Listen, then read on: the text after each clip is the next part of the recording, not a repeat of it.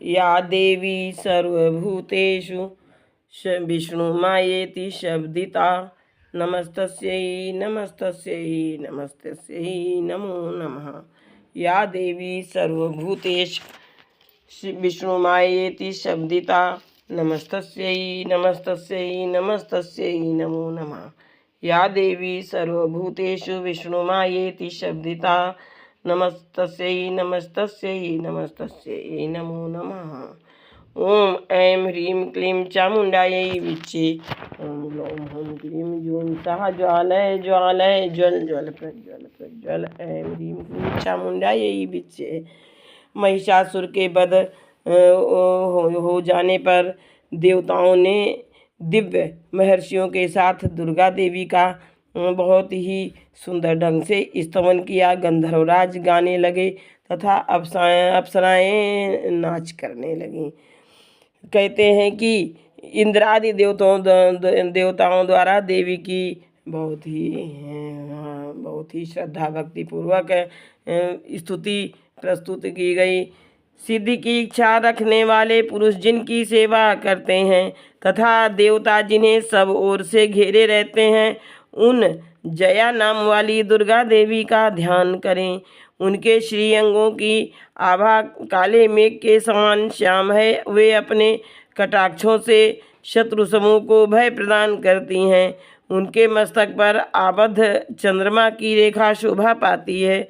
वे अपने हाथों में शंख चक्र कृपाण और त्रिशूल धारण करती हैं। उनके 3 नेत्र हैं। वे सिंह के कंधे पर चढ़ी हुई हैं और अपने तेज से तीनों लोकों को परिपूर्ण कर रही हैं।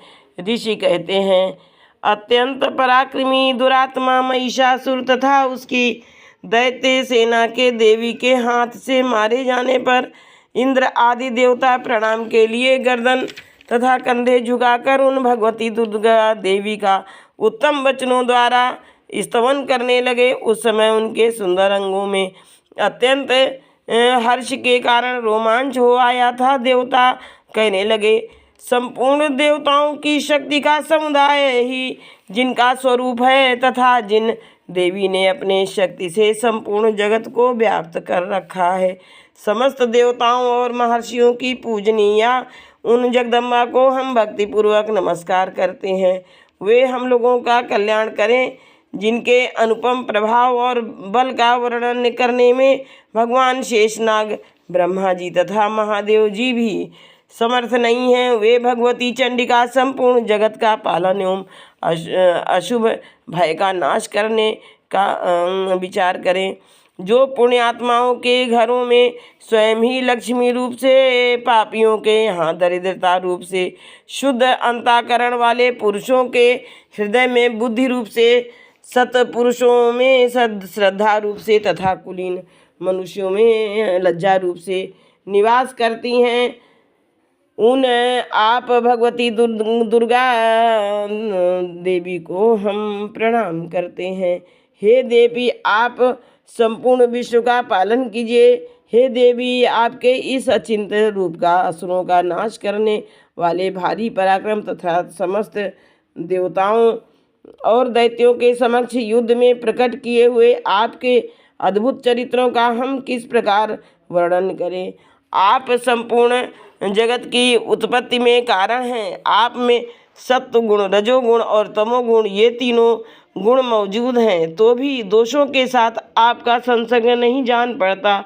भगवान विष्णु और महादेव जी आदि देवता भी आपका पार नहीं पाते हैं। आप ही सबका आश्रय हैं। वह समस्त जगत आपका अंशभूत है, क्योंकि आप सबकी आदिभूत है, अव्याकृता परा प्रकृति हैं।